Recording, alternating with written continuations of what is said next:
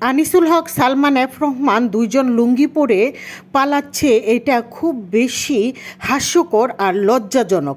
তো আসসালামু আলাইকুম ভিউয়ার্স, কেমন আছেন? আশা করি অনেক বেশি ভালো আছেন। আলহামদুলিল্লাহ, আমরাও ভালো আছি। প্রতিদিনের মতো আরেকটা ব্লগ নিয়ে, ডেলি ব্লগ নিয়ে চলে আসলাম। এখানে হচ্ছে করলা নিয়ে আসছে আর হচ্ছে কচুরমুখী নিয়ে আসছে, এগুলোই আমি বের করে নিচ্ছি। আর মাছ নিয়ে আসছে আজকে, বড় বড় কই মাছ আর হচ্ছে সুন্দর দুইটা ইলিশ মাছ নিয়ে আসছে। যে মাছটা আমি পছন্দ করি, ডিমে একদম ভরপুর, ওই দুইটা মাছ নিয়ে আসছে। তো কিছু কথা বলবো দেশের, এই যে সালমান এফ রহমান আর আনিসুল হক, আমাদের দেশের দুই রত্নকে নিয়ে কিছু কথা বলবো। আর হচ্ছে কিছু রান্নাবান্না আপনাদের সাথে শেয়ার করব। এই তো এখানে হচ্ছে কই মাছ আর হচ্ছে আমি মাছগুলো নিয়ে আসার পর কি করেছিলাম, ডিপ ফ্রিজে রেখে দিয়েছিলাম। যেহেতু আমার হাসনা 8টা 9টার দিকে আসে আর আমার মাছটা খুব সকালবেলা বাজার করে নিয়ে আসে, তো ডিপে রেখে দিয়েছি যাতে মাছটা মরে যায়। কই মাছ আবার লাফালাফি করলে কাটতে একটু প্রবলেম হয়, তাই ডিপে রেখেছি। 1 ঘন্টার মতো মাছটা মানে এরকম একটা অবস্থায় আছে, এখন কাটতে সুবিধা হবে। কই মাছ কেটে সুন্দর করে তারপর হচ্ছে আমি কই মাছ আজকে বারবিকিউ যেভাবে করে ঠিক সেম ওইভাবে ওই প্রসেসে কই মাছ ভাজি করব, এটাও আপনাদের সাথে শেয়ার করব ইনশাল্লাহ। আর আজকে নাস্তায় ছিল রুটি আর পরোটা আর হচ্ছে ডিম ভাজি। অবশ্য আমি পরোটা আর ডিম ভাজিটা অ্যাভয়েড করি, আমি রুটি আর ডিম খেয়ে নিয়েছিলাম। তারপর হচ্ছে দুপুরে আরও কিছু রান্নাবান্না থাকছে আপনাদের সাথে, আর কিছু মজার কথা নিয়ে আসছি আমি। তো দেশের পরিস্থিতি তো খুবই খারাপ, যা কি আর বলবো। আনিসুল হক আর সালমান এফ রহমান দুজনে একসাথে মানে পালাচ্ছিল লুঙ্গি পরা অবস্থায়, আর হচ্ছে এরকম একটা মুরব্বি আঙ্কেলের মতো লুক ছিল সালমান এফ রহমান। একজন হচ্ছে আইনমন্ত্রী আর একজন উপদেষ্টা। যাই হোক, ওনার এত সুন্দর দাড়িগুলো, সাদা দবদবা চুল, দাড়িওয়ালা একজন হুজুর টাইপের মানুষ, উনি একদম এত সুন্দর দাড়িগুলো ফেলে দিয়েছে, ফেলে তারপর চুলে চুল কালো করে তারপর পালাচ্ছিল। কেন? এটা তো আমাদের দেশের জন্য লজ্জাজনক। এই ধরনের রাজনীতি আমরা কেন করব? দুইজন একসাথে লুঙ্গি পরা অবস্থায়, এইটাই একদিকে যেরকম হাস্যকর একটা অবস্থা, আরেকদিকে লজ্জাজনক। তাই যারা ভবিষ্যতে এই চেয়ারগুলো দখল করে বসবেন, তারা এদের দেখে শিক্ষা নেবেন যে এইরকম রাজনীতি যাতে না করতে হয়। যে তারা নিজেরাই জানে, নিজের মনে জানে যে আমরা অপরাধী, জনগণের হাতে ধরা পড়লে বা আইনের হাতে ধরা পড়লে আমাদের আর রক্ষা থাকবে না। তাই এরকম অবস্থায় তারা পালাচ্ছে। তারা সচেতন হয়ে সুন্দরভাবে কাজ করবেন দেশের জন্য। কেন আমাদের দেশের মানুষগুলো কেন এরকম হয়, এটা আমাদের জন্য দুঃখজনক। বারাক ওবামা 2বারের আমেরিকার প্রেসিডেন্ট ছিল, উনি 2বারের প্রেসিডেন্ট ছিল, কিন্তু এখন উনি জব করছেন। কই, উনি তো একবারের জন্য পালায়নি, উনি এখন শান্তিতে জব করছেন। উনি তো সাধারণ জনগণের মতো জীবনযাপন করেছে, ওনার এত লোভ ছিল না। আমাদের দেশের মানুষগুলো, সত্যি বাংলাদেশের মানুষগুলো বেশি লোভ। আর লোভ কি, একটা ভালো অ্যামাউন্ট তারা পায়, ভালো সুযোগ সুবিধা পায়, তাদের মতো বয়সের, তাদের মতো মানুষের এত বড় একটা পদে বসে এরকম অন্যায় করতে হয়, যে তারা নিজেরাই জানে আমরা অপরাধী, আমরা এখন অপরাধী, আমাদেরকে এইভাবে চোরের মতো পালায়া যেতে হবে দেশ থেকে।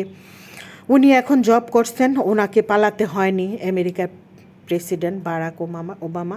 যাই হোক, আমি কই মাছ সুন্দর করে হাতে মশলাটা না ধরে হলুদ মরিচ তারপরে লেবুর রস দিয়েছিলাম, আদা রসুন বাটা, তারপর দিয়েছিলাম পেঁয়াজ বাটা, মরিচ বাটা দিয়েছিলাম, লাল মরিচ বাটা। যারা আমার ভিডিও নিয়মিত দেখেন তারা দেখতে পাবেন যে আমি লাল মরিচ বেটে রেখেছিলাম, পেঁয়াজ আর লাল শুকনা মরিচ একসাথে ব্লেন্ড করে রেখেছিলাম, ওইটা দিলাম ঝাল করে। তারপর হাতে না ধরে ঝাঁকিয়ে মশলাটা ভালো করে লাগিয়ে নিয়েছিলাম, লেবুর রস সাথে দিয়ে। এইভাবে ভাজিটা করে নিলে একদম বারবিকিউ একটা ফ্লেভার আসে, আর খেতে কিন্তু ভীষণ মজার হয়। রসুন দিয়েছি এর মধ্যে, ভাজির মধ্যে।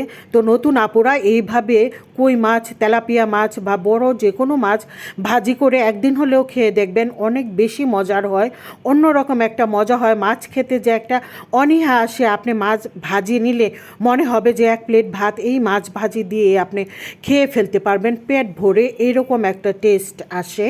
লেবুর রস, তারপর হচ্ছে রসুন বাটা, বেশি করে শুকনা মরিচ গুঁড়া, লবণ পরিমাণ মতো এই দিয়ে, পেঁয়াজ বাটা, এইগুলো দিয়ে আমি মাছ ভাজিটা করেছিলাম। রসুন বাটাটা অবশ্যই দিতে চেষ্টা করবেন, তাহলে ফ্লেভারটা খুবই ভালো আসে।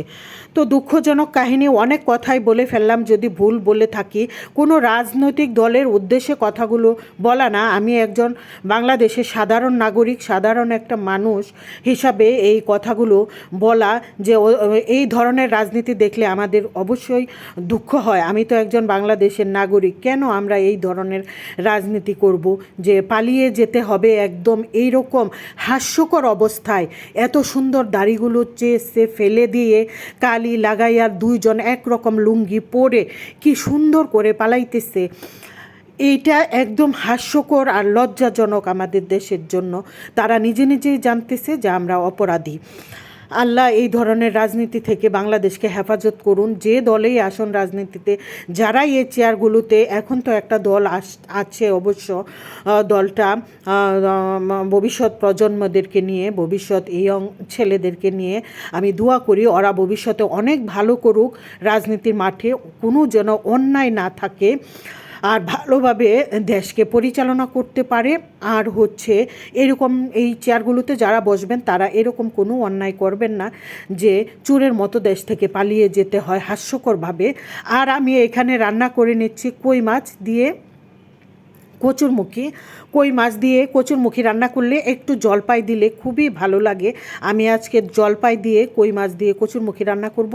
তো কচুরমুখী যেহেতু রান্না করব, কই মাছটা একটু ভেজে নিচ্ছি, ভেজে উঠিয়ে রেখে তারপর আমি সব মশলা সুন্দর করে কষিয়ে নিয়ে কচুরমুখীটাকে সুন্দর করে কষায় নেব সুন্দর মতো।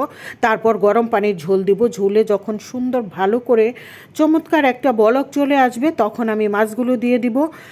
যখন কচুরমুখী মাছ রান্না হয়ে যাবে তার ঠিক 5-7 মিনিট আগে আমি ফ্রোজেন করে রাখা জলপাই দিয়ে দেব তরকারিতে, তাহলেই কিন্তু তরকারিটা ভালো হয়। আর কচুরমুখী সিদ্ধ হবে সুন্দর হয়ে, আর জলপাইটাও সিদ্ধ হয়ে যাবে। জলপাই সেদ্ধ হতে খুব বেশি একটা সময় লাগে না, অল্প সময়ের মধ্যেই জলপাই সেদ্ধ হয়ে যায়।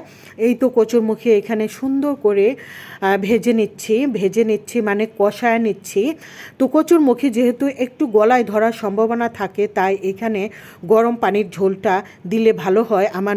আমি যে কথাগুলো বলি আমার নতুন আপু ভাইয়াদের উদ্দেশ্যে বলা, যে ভাইয়ারা রান্না করেন, বিদেশে অনেক ভাইয়া আছেন যে তারা রান্না করেন, তাদের উদ্দেশ্যে বলা, নতুন রান্না করছেন যারা। আমি কাউকে রান্না শিখাতে আসি না এখানে, যারা নতুন আপু ভাইয়া রাঁধুনি তাদের একটু হলেও উপকারে আসবে। আর এখানে হচ্ছে সহজ উপায়ে একটা ডাল রান্না করে নিচ্ছি, যেটা আমি মাঝে মধ্যেই করি। রসুন পেঁয়াজ শুকনো মরিচ বাগারে দিয়ে তারপর ডালটা দিয়েছি, হলুদ দিয়েছি, এইভাবে রান্না করে নিচ্ছি। এই তো গরম পানির ঝোল দিয়ে দিয়েছিলাম, তাহলে কচুরমুখীটা খুব সুন্দর হয়ে সেদ্ধ হয়ে যায়, তাড়াতাড়ি সেদ্ধ হয় আর গলায় ধরে না গরম পানির ঝোলটা দিলে। কাঁচামরিচ দিয়ে দিলাম, তরকারি আমার এরকম হয়ে গেছে। আমি জলপাইও দিয়ে দিয়েছিলাম, খুবই মজার ছিল তরকারিগুলো। আর এখানে হচ্ছে ডাল, প্রায় আমার ডাল ভোনাটা হয়ে আসছে, আর একটু হলেই নামিয়ে নেব। তো আজকের ভিডিও এই পর্যন্তই ছিল। সবাই অনেক ভালো থাকবেন। আল্লাহ হাফেজ।